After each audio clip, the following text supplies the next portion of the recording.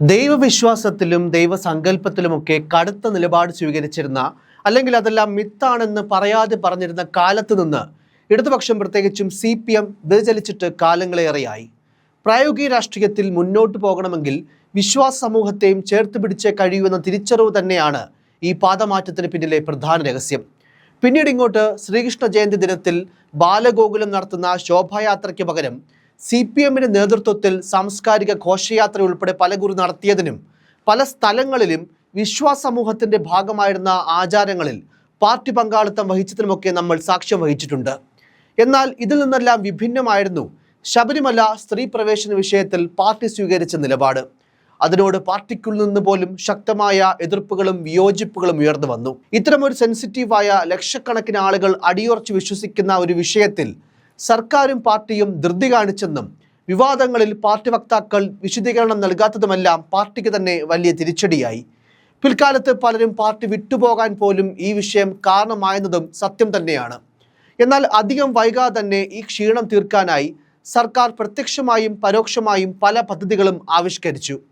അതിലേറ്റവും ശ്രദ്ധ നേടിയ ഒന്നായിരുന്നു പിണറായി സർക്കാരിൻ്റെ നേതൃത്വത്തിൽ നടപ്പാക്കിയ ആഗോള അയ്യപ്പ സംഗമം. എന്നാൽ ഇപ്പോൾ ആ അയ്യപ്പ സംഗമം പാർട്ടിക്കും സർക്കാരിനും തന്നെ പുലിവാലായി മാറുകയാണ്. ആഗോള അയ്യപ്പ സംഗമത്തിന്റെ നടത്തിപ്പിൽ ഗുരുതര ക്രമക്കേടെന്ന് സ്പെഷ്യൽ കമ്മീഷനുടെ റിപ്പോർട്ടാണ് വിവാദങ്ങൾക്ക് തുടക്കം കുറിച്ചത്. കോടതി ഉത്തരവ് ലംഘിച്ചാണ് പരിപാടി നടന്നതെന്നും സാമ്പത്തിക സുതാര്യതയില്ലെന്നും കൃത്യമായ കണക്കും ബില്ലുകളും ഇല്ലെന്നും റിപ്പോർട്ടിലുണ്ട്. ഈവന്റ് മാനേജ്മെന്റ് കമ്പനിക്ക് പന്തൽ നിർമ്മാണം അടക്കം നൽകിയത് ടെൻഡർ ഇല്ലാതെയാണെന്നും റിപ്പോർട്ടിൽ പറയുന്നു. ഊരാളുങ്കലിന്റെ സഹസ്ഥാപനമായ ഈവന്റ് കമ്പനിക്കാണ് 10% അധിക തുകയ്ക്ക് കരാർ നൽകിയത്. കണക്കുകളിൽ GST ബില്ലുകൾ അടക്കമില്ലാത്തത് ദേവസ്വം ബോർഡിന് വലിയ നഷ്ടമുണ്ടാക്കുമെന്നും ഉപകരാർ നൽകിയതിൽ കൃത്യമായ കണക്കില്ലെന്നും റിപ്പോർട്ടിലുണ്ട്. ഉപകരാറുകൾ ഒന്നും ഓഡിറ്റിങ്ങിന് ഹാജരാക്കിയിട്ടില്ല, ബില്ലുകളൊന്നും ശരിയല്ലെന്നും ഓഡിറ്റർക്ക് കൃത്യമായ കണക്ക് തിട്ടപ്പെടുത്താനായിട്ടില്ലെന്നും റിപ്പോർട്ടിലുണ്ട്. 2 ലക്ഷത്തിനുള്ള കലാപരിപാടികൾ തീരുമാനിച്ചെങ്കിലും 8 ലക്ഷമാണ് ചെലവാക്കിയതെന്നും 2 കോടിയുടെ സ്പോൺസർഷിപ്പ് വരുമാനം അവ്യക്തമാണെന്നും റിപ്പോർട്ടിലുണ്ട്. VIP-കളുടെ ഭക്ഷണ വിതരണ ചെലവിലും കൃത്യമായ കണക്കില്ല. മരാമത്ത് പണികൾ നൽകിയത് ടെൻഡർ ഇല്ലാതെയാണ്. കൈകാര്യ ചെലവിനായി 10% അധിക തുക ഏകപക്ഷീയമായി കരാറുകാർക്ക് അനുവദിച്ചു. ഇനം തിരിച്ചുള്ള ചെലവ് ഉപകരാർ ഏറ്റെടുത്തവർ നൽകിയില്ല. അതിനാൽ കൃത്യമായ കണക്ക് പരിശോധിക്കാനായില്ല എന്ന് തുടങ്ങി ഗുരുതരമായ ക്രമക്കേടിന്റെ അഴിമതിയുടെ കണക്കുകളാണ് റിപ്പോർട്ടിലുള്ളത്. അയ്യപ്പ സംഗമത്തിന്റെ 2 കോടിയുടെ സ്പോൺസർ ആരെന്ന കാര്യത്തിൽ പോലും വ്യക്തതയില്ല. ദേവസ്വം മുൻകൂർ നൽകിയ 2 കോടി തിരിച്ചടച്ചിട്ടില്ല. ആഗോള അയ്യപ്പ സംഗമത്തിന് ചെലവഴിച്ച തുകയുടെ GST ഇൻപുട്ട് ക്രെഡിറ്റ് ലഭിക്കുന്ന കാര്യത്തിലും വ്യക്തതയില്ലെന്നും സ്പെഷ്യൽ കമ്മീഷനുടെ റിപ്പോർട്ടിലുണ്ട്. ഹോട്ടൽ ബില്ലുകളിൽ പലതിലും GST നമ്പർ പോലുമില്ല. അതിനാൽ ഇൻപുട്ട് ക്രെഡിറ്റായി കിട്ടേണ്ട തുക വാങ്ങാനാകില്ല.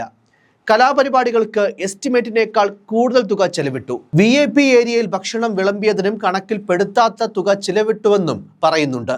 4000 ലിറ്ററിന്റെ വാട്ടർ ടാങ്കും അനുബന്ധ ടാപ്പുകളും സ്ഥാപിക്കാൻ 4.8 ലക്ഷം രൂപ ചെലവായെന്നും കാണിച്ചിരിക്കുന്നു. എന്നാൽ വാങ്ങിയ സാധനങ്ങൾ സ്വത്തുവകയായി കാണിച്ചതിൽ ഈ വാട്ടർ ടാങ്ക് കാണുന്നുമില്ല.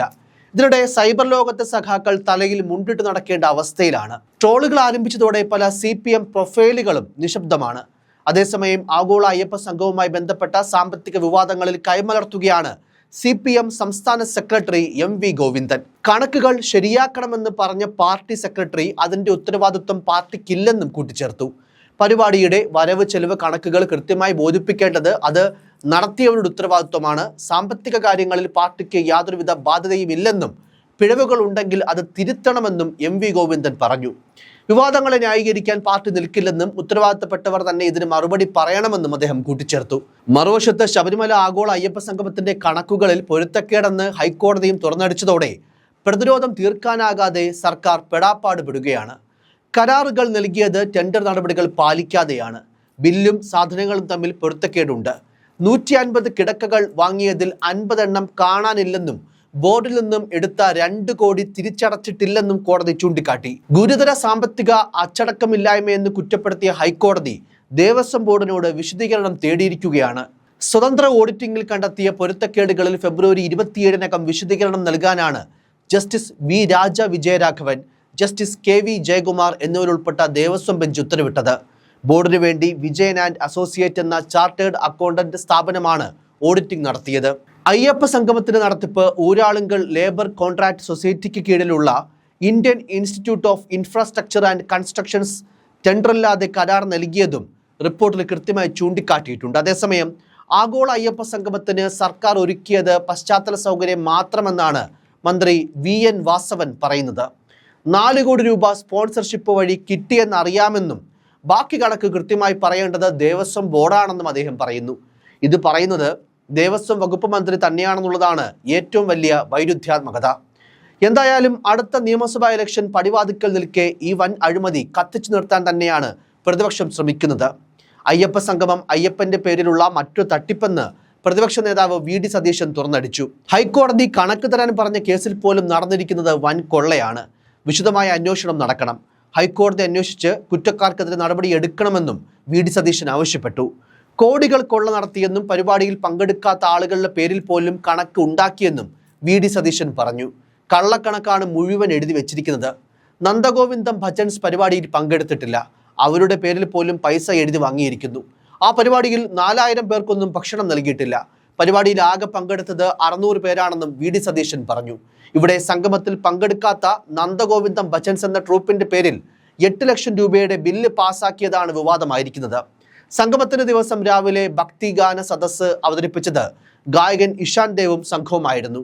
എന്നാൽ ഇവർക്ക് എത്ര തുക നൽകിയെന്ന് വ്യക്തമാകാത്ത റിപ്പോർട്ടിൽ സന്നിധാനത്തോ പമ്പയിലോ ഇതുവരെ പരിപാടി അവതരിപ്പിച്ചിട്ടില്ലാത്ത നന്ദഗോവിന്ദം ഭജൻസിന്റെ പേരുൾപ്പെട്ടതും തട്ടിപ്പ് സംശയം വീണ്ടും ബലപ്പെടുത്തുന്നുണ്ട്. രമേശ് ചെന്നിത്തലയും ശക്തമായ ഭാഷയിലാണ് വിവാദങ്ങളോട് പ്രതികരിച്ചത്. മന്ത്രി VN വാസവൻ അയ്യപ്പ സംഗമത്തിന്റെ പേരിൽ നിയമസഭയെ തെറ്റിദ്ധരിപ്പിച്ചു.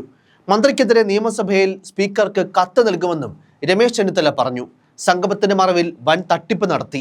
നടത്തിപ്പ് ചുമതല ഊരാളുങ്കലിന് എങ്ങനെ നൽകാനാകുമെന്നും കട്ടിലും കിടക്കയും ആരടിച്ചോണ്ടുപോയി എന്നും രമേശ് ചെന്നിത്തല ചോദിച്ചു. നടത്താത്ത ഭജനയുടെ പേരിൽ പോലും ബില്ലുണ്ടാക്കി. VN വാസവൻ രാജിവെക്കണമെന്നുള്ളതാണ് ഇവിടെ രമേശ് ചെന്നിത്തലയുടെ പ്രധാന ആവശ്യം. എന്തായാലും ശബരിമലയിലെ സ്വർണ്ണപ്പാളി കേസ്, ആഗോള അയ്യപ്പ സംഗമം, അങ്ങനെ അയ്യപ്പനെയും ശബരിമലയും ചുറ്റിപ്പറ്റിയാണ് സർക്കാരിനെ പ്രതിരോധത്തിലാക്കുന്ന വിവാദങ്ങൾ അത്രയും. കഴിഞ്ഞ ദിവസം സ്വർണം കട്ടവർ ഒരു കാരണവശാലും ഒരു കാലത്തും രക്ഷപ്പെടരുതെന്ന് വിശ്വസിക്കുന്ന ആളാണ് താനെന്ന് സ്പീക്കർ AN ഷംസീർ പറഞ്ഞതുപോലെ കട്ടവരും ക്രമക്കേട് നടത്തിയവരുമെല്ലാം എത്ര ശക്തരാണെങ്കിലും ഒരു ദിവസം പെടുമെന്ന് തന്നെയാണ് പറയാനുള്ളത്. News desk, focus news TV.